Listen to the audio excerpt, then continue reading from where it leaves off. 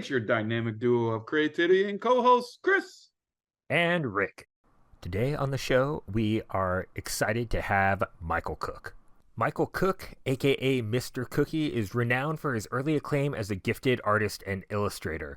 Mr. Cookie has embarked on a transformative odyssey that seamlessly unites visual creativity with tech entrepreneurship.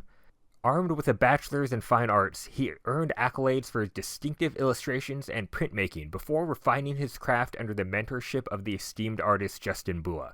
A master's degree in media design became the catalyst for his metamorphosis into a creative director and award-winning designer. Leveraging this wealth of experience, Mr. Cookie now stands at the helm of Tempe.com, an innovative solution tailored to support creative professionals in the gig economy. This groundbreaking platform harmoniously blends his creativity with cutting-edge technology, disrupting the future of digital business cards with how they integrate with collaboration platforms. Mr. Cookie's journey is not just one of artistic innovation, it signifies a dynamic shift from visual creator to a trailblazing tech entrepreneur, leading the charge in redefining the future of working better together in the digital age. Hello, everyone, and thanks for popping in to another episode of Origins. And today I'm stoked to introduce Michael Cook, aka Mr. Cookie. Thank you so much for being here, Michael, and welcome to the show. Thank you for having me, Rick and Christopher. It's nice to meet you guys face to face. A total pleasure. So as we start every show, we'd love to hear more about, we'll let you tell us, how did your creative journey begin? Yeah, that's a good question, and I'm happy to tell it. Obviously, as a lot of artists may say, it started at a young age, right? It started as I wouldn't stop drawing on things, and it was my escape, avenue for a lot of sadness and difficulties of growing up, right? In different ways and traumas that you deal with. But, as I got older, I wanted to be the next Chuck Jones. I loved, Looney Tunes specifically, and a lot more of the disturbing versions of the anthropomorphism stuff. And I went to fine art school just because it's where I got in at the time and what I could afford. And, and I studied to be more of a painter, which kind of just fell out of it. I wanted to go into animation and stuff, but I ended up going into the fine arts. And straight out of college, I basically didn't know what the hell I was going to do with that. I was a mediocre painter at best. I wouldn't say I was amazing. I definitely like to draw a lot more back then than I was at painting. And, I didn't even come out of my shell then until someone looked at my sketchbook and said, "Why are you painting this stuff over here? But your sketchbook is all these characters and all these crazy things. Like, why aren't you painting this?" And I said, "I don't know. I think this is what the teachers want to see. This is what everybody wants to see, right?" So I'm like, I was just painting landscapes and things, and I was just like, okay, like I'll just paint that. Like, that sounds good. And then the first painting I did to get out of my shell, which was I think it was like the end of my senior year, I was like, screw it. And I painted like an octopus attacking New York City. And it was just this over the top, colorful paint pens over, crazy just thing I did for like 3 weeks. And I had more fun doing that. It was like the first time my teachers were like, "Good job, you actually get a good grade." And I was like, "Oh, okay. Maybe I do know what I'm doing. I'm not a bad artist, After college, found an opportunity literally on Craigslist. It was like just scrolling through Craigslist, going, "What the hell am I going to do, now?" And I was back up in LA, and in college I went to San Diego. And I saw this guy's name. It was like Bua, B-U-A. And I'm like, I know that name. And they're looking for someone to be an assistant. I'm like, oh, okay. Like, yeah, sure. All right. I just applied to be an intern there. And then next thing you know, within 2 days, I was working in his studio and helping him assist on all his projects and things. And then he was working on this book called The Legends of Hip Hop at the time. And I was just a nobody, barely had any abilities. I feel like I was just, like I said, I was good at drawing, and that's what they were impressed with. But really, I was just a guy who was working in the studio as an assistant who was very passionate still about art, right? And I still wanted to figure out what the hell am I supposed to do with this passion I had for creating stuff. So that was a really important time because it wasn't just about watching someone work in a studio day to day. It was also about how did I really learn about how does a person take this and make money with this, and also what other opportunities are there besides just selling art, right? So I was watching how he did things from collaborations to sculptures to a book that he was working on that had this really great theme, right? It was all about hip hop, and we kept doing research studies on all these different things. And I was just sitting there, whatever he asked me to do, from cleaning his brushes to, painting the borders of his paintings to running to go get him new supplies, whatever it was, I was there every day for like 10 hours a day for like almost 2 years. So during that time also was like the beginning of Facebook really becoming a really good marketing platform for artists. And a lot of people started to create their first Facebook group account, right? We had a guy who was working there who was from the record industry, and he was helping, and he was telling us like, okay, this is what we have to do to kind of keep elevating him up. And he literally just had me there doing like blog researching and stuff that I don't know, I would never have tried to do myself, but it was how I started realizing the importance of marketing and the brand and, all these other elements that I never was trained in school. So I wish that they were teaching me that when I was in art school. I wish that they were showing us, all these other elements to building, a professional brand or building something and what that could lead to for you. But that's how I started to see that as an opportunity. So then after I was done there, I literally had just a side job and I was creating my own work. And somebody believed in me and said, hey, I'm going to throw some money at you to start a company because I like your work and what you're producing. Let's start a gallery, whatever. And I was like, oh, okay. I have no idea how to do this. I literally have curated some shows with Bua, and I knew how to do some aspects of it, but I didn't know how to turn it into a business, and I didn't know what the hell I was doing. In the Agora Hills area, if you guys are familiar with that, it's like outside Calabasas. We had this little loft space that I called it the street art loft because I liked the urban style themes. And I said, let's try to bring the LA urban lowbrow vibe to Agora Hills and do something that nobody else was doing. And for 2 to 3 years, we were producing events and shows and gallery exhibitions and all sorts of stuff out of there. And it was really cool. And that's how I got even more established as an artist, because I was getting to work with so many different awesome creatives. People started seeing me as more than just an artist, and hey, this guy is actually leading other artists to help them, even though I was guessing a lot along the way. So that was kind of the beginning of my entrepreneurial path before I did much, much more. That was a pause. I don't know. I thought maybe I should take a breath there. No, I love it. I freaking love that story because it's like a lot of us can relate to. You go to school, right? And you have no idea what you're doing, and they're telling you to do this, and you end up this. It's all like accidents kind of happen and flow, and it's this creative journey, right? When you do stuff, right? It's a very abstract path. It's not it's not linear at all, right? Oh, yeah. And the funny thing is, even in my work, the worst work I think I produced was when I was running that company. Even though I got more established, I think the work that I did was shit during that time period. And I was great that people wanted to buy it, and I had this audience building. But I would say that it was the stuff I did fresh between working with Bua and then that where I was the most open, the most creative, most raw. And I started to really get a sense of a different style that was inspired by the time I worked with Bua. That's when I started doing the anthropomorphism, characters in this very grungy way, and doing it in this really kind of black and white prisma, because I was working with him so much that I would watch the way he drew, and it became ingrained in my mind. Just the first image that I did that was popular, that's still popular online, was this monkey with a mohawk, and he has a cigarette thing in there. And that was I just called it the smoking monkey, but it came from me drawing that on my way home from working there all day. And by the way, I'm not making any money when I'm doing that, but I was there all day, right? And I'm I got to draw this idea I have. It'd be cool to see monkeys be in this urban world the way that, he's drawing these portraits of these legends in hip hop and urban culture. I was we have to find a way to do this. And I was one of the first guys drawing a lot of I'll call it grungy versions of that, I would say. And I even went to go get a master's during that time and everything. And that's how it spawned into more entrepreneur opportunities and working with other brands. But it is important to understand how you go from this, and depending on what you're exposed to, depending who you work with, depending who you're out there with, you got to get out of your little cave, because you'll never really learn anything about yourself until you start rubbing elbows with other people.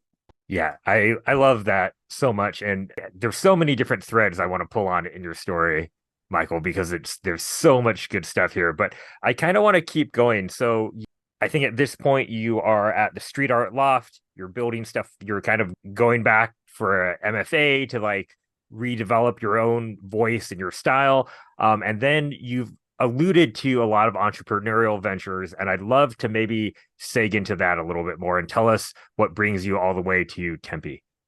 Yeah, that is an important arc because it actually had to do a lot with that earlier part of my career. Because when, we were working on so many projects, and I graduated in 2009 of college. So by 2009, 2010, we were in like one of the biggest recessions, right, that we had been dealing with in a long time. And the opportunities for someone who studied art at that time was not very much, right? So it was like, you better go learn to be a bartender or something, because even though you're smart and you're capable, it's like the only way people were going to learn you're smart and capable is by fostering relationships and building relationships as you network through these types of collaborations, whether they're small or large of any kind.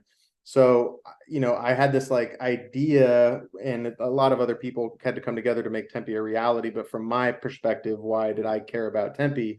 Was that it was, how do we actually build those relationships through all those projects? Like if I was actually building those contacts and relationships through all those projects that I was just like the random guy on, I wasn't leading it, I was just guy number 12 or guy number 10, right? How do I get to be where all those are relationships I can later leverage as I'm moving through my career? It's like we're not being taught to start, like you're taught to be professional and dress well, but you're not taught that, from a very early age of your career, like those guys you may come back to and build great things with or do great things with. And it was just this idea of how do we build better relationships in a gig economy? How do we build and network and collaborate better in a gig economy? And how do we do that, like for freelancers and creatives, which is majority of the freelancer market? So that was like our passion to build this product that did that. And we spent years building this collaboration suite that was geared towards that. And then we built this like in a card integration with it to try to simplify how we would essentially give people this onboarding tool to say, but what if I could give you a card to start your freelancing business? What if I could give you a card to simplify how you could foster relationships through all these temporary projects and build collaborations? What if we could simplify that process? So when you're building a business or a project or a team, you can keep going and you can keep growing from that, because a lot of times you can work on 100 projects and then you're sitting there at the end of 100 projects and you're like, well, what do I do now? I don't have any more opportunities coming for me. Well, you better go back to those contacts and back to those relationships, because that's the best place to start. So that's why it was so important to me, is that I said, like, I should have like an incredible, contact list because of all the projects I was fortunate enough to be the guy on in those early days of my career. But I don't, because there was no tool, there was no mechanism, there wasn't even chat apps available back then. So once those systems are now starting to work, now we just say, well, how do we build better relationships through temporary projects? And that's what we're trying to do with the company. And hopefully, in helping a lot of the creatives in the world is what I would like it to do. I love this conversation. I actually love that idea. I'm old now, but when I was young, like to your point, right? You working and your head's down on this, but if head down on this, you can't do this, and there's no tools, there's nothing to help you. There's nothing. You're on your own, which was the hard part, right? You've come up with this great system to build all this, and it's a great idea, right? Everybody has great ideas, but how do you take this great creative concept, this great idea, and actually make it real, like touchable, and open up the doors to everybody else? I'd love to hear how you took it to where it is to get through the hard parts. Well, I think it's important to always understand that when getting people to believe in anything is the key, right? Whether it's the consumer or the investors or your partners or your employees or anybody who's ever touched it, right? That they have to believe in what you're doing the same way that people want to believe in somebody's artwork, or they want to believe in anything, right? Anything is a product and a vision. So first it's starting to come up with like a mission statement that people can really resonate with.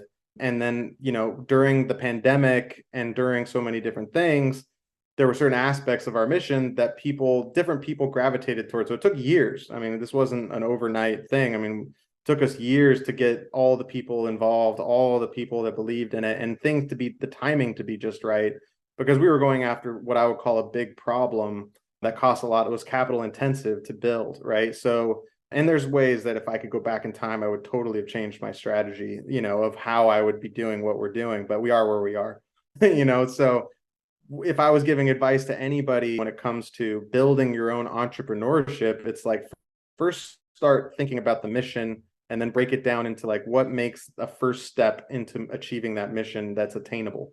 Like, how do you, like, is there different levels to this? And can you keep going to this bigger vision and like march up this path and then create and build a business up it? So every step is another revenue opportunity of growth. And the mission is so important because it's what's going to get people to want to help you. Because it's like, I'm good with strategy and I'm good with advice and I'm good with certain things, but when it comes to, I'm not a developer, I don't write code.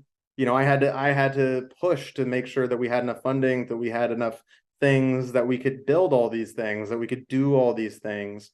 I was more focused on making sure the product looked a certain way and worked a certain way and was satisfying these types of users. But the other people were super critical. Every single person, when you're building a big solution, is so critical. Like, it all could fall apart because, one guy said no that you needed to say yes, and you have to just keep pushing to like say, well, shit, well, we got 10 no's, we only need one more yes, and maybe we can get there. And you keep pushing and you stay persistent and you stay on it and you succeed, or it falls apart. So a lot of people won't admit that a lot of it's luck, but leadership is so critical. I was very fortunate. One of the things that made it unique was my father, who I co-founded the company with.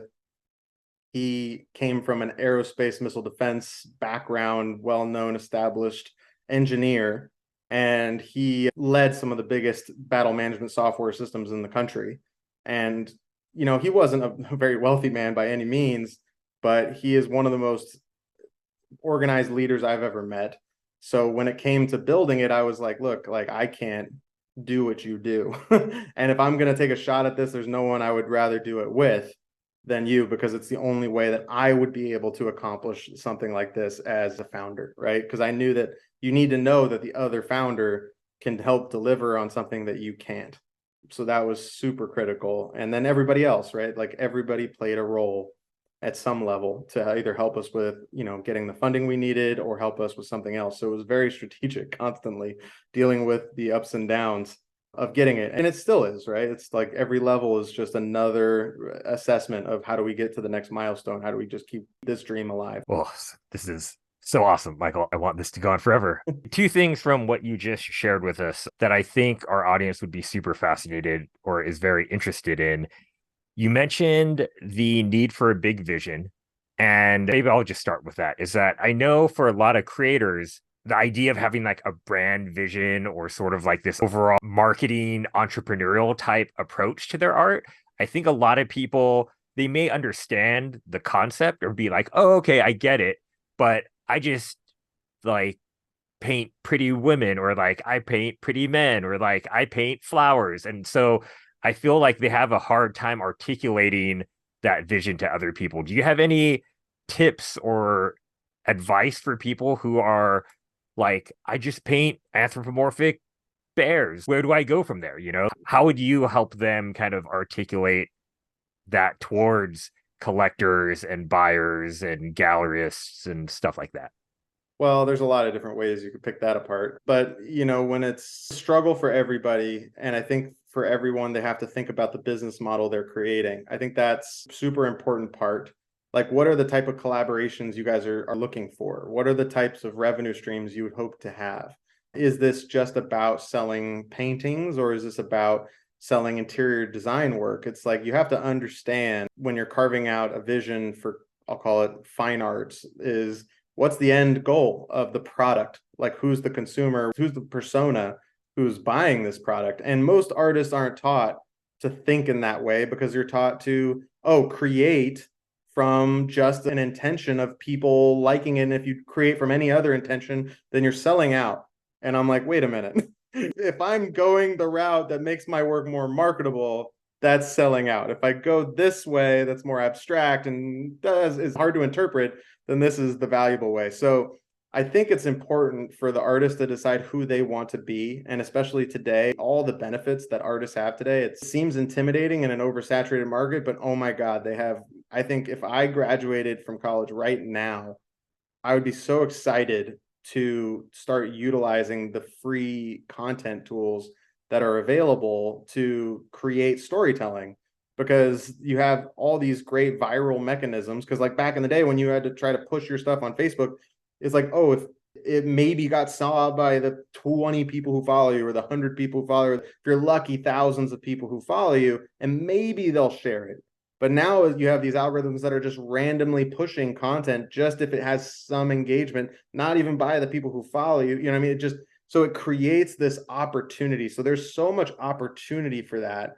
And it doesn't necessarily mean that you have to go get established by some gallery in order for you to leverage that. So it's really exciting to be a creative now and to use all these tools. And if you're carving it like a business, you should be thinking of it like, okay, who are my target buyers? Who are my target customers? Does my style appeal to them? What colors am I using? Even like, do those appeal to them? Because I always tell people, I'm like, when I was early in my career, I'm like, girls didn't want to buy my stuff most of the time. Like it was always guys that wanted to buy my stuff. And I said, well, I knew that. But then I started saying, well, what if I soften these colors? What if I use these colors? What if I add this into it? And that helped me just kind of change. Oh, now I sold it to this woman. Oh, now they bought it. Oh, this guy commissioned me something, just because I changed certain colors and tried different things. So it's very similar to selling any product. And a lot of people think of it as it's just this abstract place that either people want to buy it or they don't.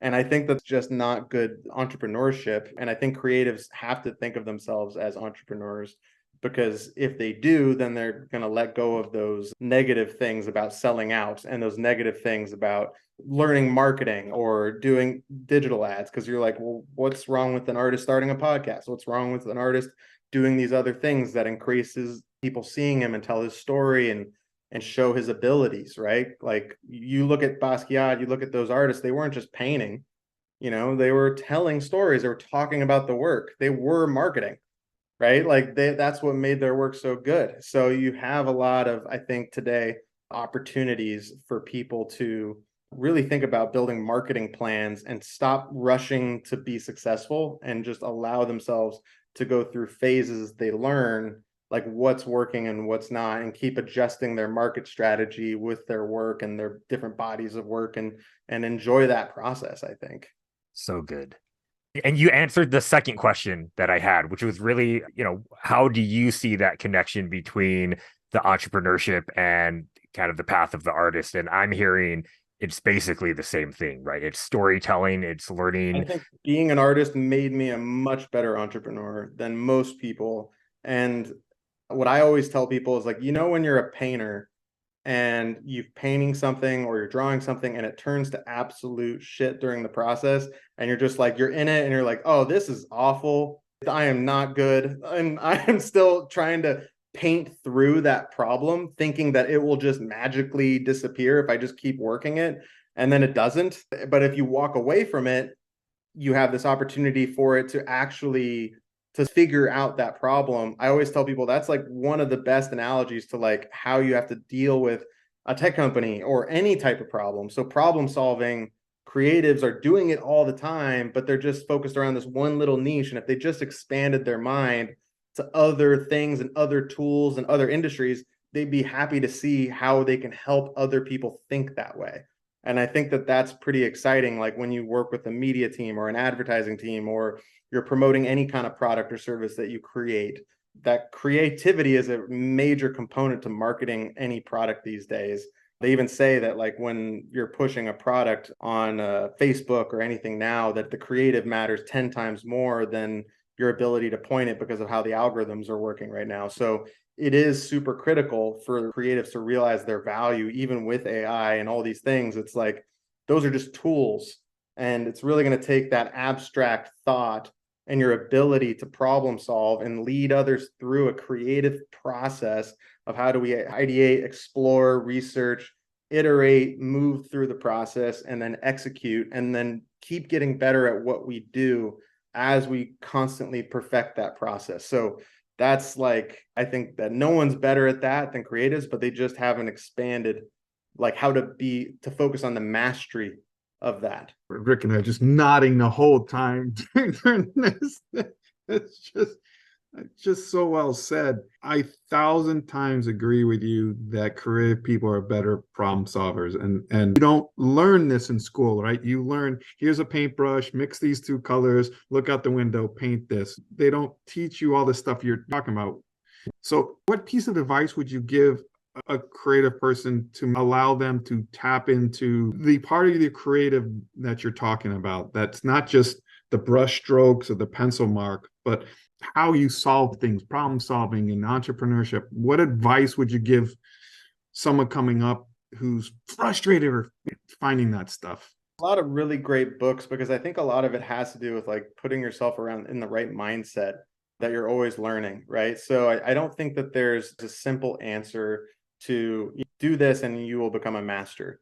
But you do have to understand that it is about the process and not the product, because the process is the key to continuously improving what you output, right? So it's like if you're evaluating the project, right? Like whether it's a technical development or it's a movie or it's a film, it's like, well, if we make one ad, what did we learn from that process? Not what did we learn from whether people liked it or not. That's not the only thing to learn. So that's the whole point of, if you're going to build mastery, it's around the process that you're building mastery. It's not around the end result. And that service that you can offer is not around that I can make this for you, is that I can lead you through this and I can help you consistently have better outcomes in what you guys are making, what you guys are doing. If you give me funding, I will help lead you guys through this process. Whatever it is you want to build, whatever it is you want to make, it's because you've proven a track record of your ability to help lead people through that process. So process is so essential, and that's what you're mastering as a painter, is like you're just constantly going through that. But I've seen guys where they spend many years on one problem, and what I constantly tell them is, I said, you have to do something that's very simple, like so you can learn just what the outcome is like what I love about painting. It's like I start sketching, I start looking at it, I map it out, I can project it, I can paint it, whatever, however process I want to go through it. By the end of it, it's like that either took me a week, it took me a day, depending on what it is. But I learned so much about this and I felt satisfied from finishing a project. And that's the same from whether it was a website that I was, advising on or helping with, and video advertising, whatever it was. That's the same thing, right? And a lot of guys just get bogged down into one problem and they get stressed out about it. And I said, go do something that's simple, that like you can just be excited about, that you took it from here to here. And then do that again and again and again and again, and then go back to the complicated problem. And I guarantee you'll maybe think about the process differently, because it's always the same. It's always, ideate, test, go back, move forward, execute, and it's like it either works out or it doesn't. And the better you get at that, it's either you're going to produce better stuff for yourself, or you're going to be promoting that service to help people through that process. So that's why it's like, depends what you want, right? As a creative, as an entrepreneur, do you want to make money from selling paintings? Do you want to make money from doing services? Then you should construct a plan that basically helps you build that success model, right? Like, here's the target audience, here's what I'm selling, here's how I'm selling it. And a lot of people don't realize that some of the greatest artists in the world are super smart and disruptive marketers. And they're very smart. I mean, I always tell people, I'm like, go look at Shepard Fairey. Do you think him posting all those posters was just because he just wanted to? Yeah, I love that focus on the process over the product, just as general life advice. And I think you've alluded to this as potentially a way forward through all of the hard parts where you get stuck when your painting does end up sucking and there isn't a way through, that one yes you needed actually doesn't come. And then who knows, maybe your company shuts down or whatever. There's all these failure, really. And I know a lot of artists who that will just stop their career, right? Yeah. They'll hit this roadblock and it's really hard, and then they just hang up the paintbrush. And so I would love to know, how do you, especially in a startup, there's tons of volatility, tons of roadblocks, tons of hard parts. How do you keep going throughout all of that? I think that's like probably one of the most real things to think about, right? Is how do we deal with the sadness of failure and the mental health of those issues? Because I think that, it's easy for artists to be disturbed and look like I'm puffing up 1,000 cigarettes and having a drink to just manage the pain of, I didn't sell anything this fall and I still have to paint so I could sell something, or whatever it is that you're dealing with. And I've lost plenty. I feel like I've definitely lost more than I've won. But it is a giant arc of, that is a part of your story, and you may not have figured it out yet, what you're selling and who you should be selling to. And just because you're failing doesn't mean that you're not talented. So there's a difference between that and that, right? So it's like you're either not talking to positioning the product and service right, or you're not really understanding what you're supposed to be yet. Because like a lot of people can draw and a lot of people can paint, but how many people are designing things that people want to buy and put in their homes? Are your price points right? All these things are things that you have to figure out, right? And like, you're not all going to be selling paintings for $10,000 or have really big collectibles, but that doesn't devalue your abilities. It doesn't devalue your talent. So it's like, when I have felt like I've lost, I'm always like, my goal is to always create something new every year. Like, it doesn't matter how successful that series is, but I always go, I'm a better artist this year than I was last year. It doesn't matter if I'm more profitable. It matters that I'm a better artist this year than I was last year. And I have seen profit go up because of that. I have sold more valuable pieces because of that, because I started caring about the work and the artist I was, even after I had lost, and even had times when my IP portfolio was in jeopardy or something, right? Because somebody had the rights to this and whatever. It's just, there's all sorts of terrible things that can happen, when you're a creative. But it's learning that it's not the end of the world and you have a masterful gift, because I can just pick this up and start over today, and I can start a new product with a new vision and a new journey, and I can just target somebody else, right? Like, you need to be open to evolving, just like a brand would evolve. Like, look at Nike, look at Disney, look at all the brands that are out there. Are they marketing the same message today that they were 50 years ago? Are they the same company that they were 50 years ago, right? And good and bad, companies and brands have to evolve to adjust to what's happening in the market. So you may have some hot times and you may have some low times. I saw like even Bua, like it was like, up. And then obviously there's times when not everybody wants to buy that style of work, right? They say that if you're really successful as an artist, maybe there's like a 10-year period where you're kind of crushing sales. And then after that, it may be more difficult. So that's why I like thinking of it. If you're creative, think about it as you can expand beyond just that one avenue of ability. So you can be validated that you're not just an artist, you're a creative mind, you're a creative entrepreneur, you can help other people. We're living in an age where we have to have diversity in like what we're doing. I need to work on 3 different types of things at the same time. I could be a digital marketer and a fine artist at the same time. Why? Because I'm going to help use that digital art capabilities to market myself, and I'm going to use it to go get revenue from these other companies that want to hire me to do it for them. And I'm going to funnel that money back to my creative projects and then keep doing more stuff that may work or may not work. So it's like constantly reinvesting into yourself and taking risk. And that's just the game of entrepreneurship. And that's the game of being an artist. Like, it's just, you're not always going to win. You're going to paint murals that don't make you any money. It's fine. It is what it is. You didn't start it for the money, so don't let the money defeat you. I got millions of things I want to delve down because this is fascinating conversation, and the advice and inspiration you're giving to people coming up and people who've been at this forever like myself is just fountain knowledge and greatly appreciated. How can people find you? Like, how can people know where you're at, what you're doing, like have the opportunity to suck more knowledge from you? I I wish I did more content. I mean, I'm definitely planning to do that soon and try to help more people. I've been being pulled a lot to do it, especially recently with our project, that there's a need to make content for people, more for just like, sending out good messages to help people and know that our product has that intention. But I mean, usually I post a lot for Mr. Cookie Art on Instagram, but with everything I'm doing with the tech side, it's been quite demanding.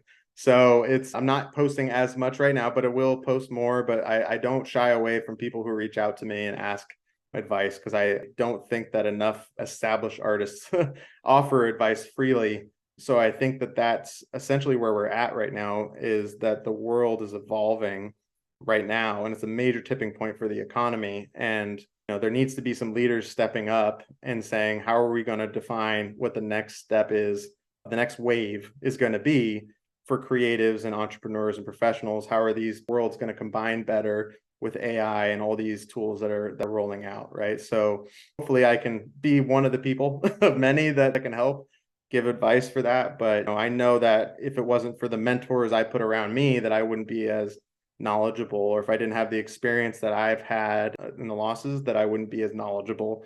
And I just hope that anybody who I give advice doesn't have to go through those things, because it's intense and it's not easy for everybody. And not everybody can be sitting with a smile on their face after that many lashes. For sure. That's super generous offer, Michael. Thank you. And, we want to be respectful of your time. Is there anything that you would like to share with the audience, or advice or questions for them to think about? Whatever, what would be some last parting words to our listeners? Well, obviously, it wouldn't be smart for me to tell them that they can go to tempe.com and go create a free digital business card for their business, because that is obviously something that we're doing that nobody else is doing, is that you can actually create your own free digital business card account. It's a tool that you can use for your own business. Like I said, the simple way of setting up your business with a business card, but you don't even need the physical card. So you could just set up the free app on your phone and already level up your business. And that was our intention. But obviously, when you're building your business and your dream and your vision, like, keep it mission oriented. Don't be afraid to spend time doing more, a research, and then jump and take a risk and try to see the project through, and allow yourself to fall and learn, and then just keep going through that cycle. Let yourself keep going through the process, and people will be more impressed at your ability to learn from the cycle than they will be about, like, each individual product. Like, people love to see the arc of where you started versus where you're going. And the only way you're going to get there is how much do you go through that process, and how well did you learn through that process? So I think that that's probably the most important thing. And when I tell young entrepreneurs, young artists, I say, you got so many marketing tools at your fingertips, and you should be every day trying to figure out how to leverage, Reels and TikTok and all those things, not because it's just something, but because it's free. And there's no problem with learning how to tell a story and learning how to tell people your story, whether it's walking them through one painting or walking them through anything. It just teaches you about marketing, which is important. So it's not just about becoming some famous artist, it's about learning. So I think it is an important tool that's there, and hopefully that helps people. So incredibly helpful. I'm sure so many people will be helped by this episode. So thank you so much for your time, Michael. It has been a pleasure and an honor, and everyone should definitely check out tempe.com. And a special evening. Thank you for having me. Thank you for joining Rick and myself on another episode of Origins, A Creative Journey, a DesignerCon production. Please like this video, subscribe to our YouTube channel, download and listen to us every place you get your favorite podcast. Follow us on Instagram at Origins, A Creative Journey, all one word. Drop us an email for thoughts, ideas, or maybe somebody you'd like us to interview at dconpodcast@gmail.com. And make sure you join us in Las Vegas for DesignerCon, North America's premier annual design convention. All the information can be found, including tickets, at designercon.com. Till then, enjoy your own creative journey.